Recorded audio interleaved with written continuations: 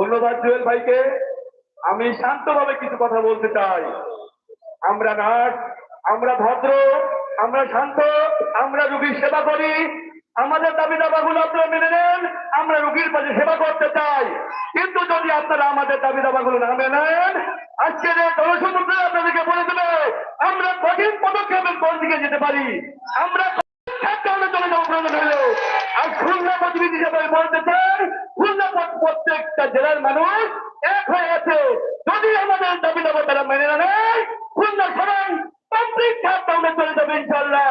এবং আমি জানি সারা বাংলাদেশের মানুষ আমার সাথে একত্রতা ঘোষণা করছে এবং বলবো আমি তাদেরকে জানাতে চাই এই জনসমুদ্র থেকে হয় না, আমাদের একত্রতা কতটুকু, আমরা কতটা একত্রিত হয়ে আমরা কাজ করছি। সুতরাং আপনারা সাবধান হয়ে যান।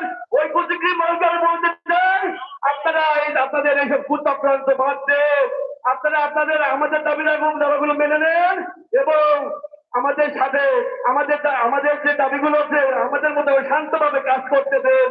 তা না হলে একদিন দেখবেন রুগীর পাশে আর নার্স থাকছে না, রুগীর সেবা সুস্থ করতে আপনারা পারছেন না। সুতরাং আমি বলবো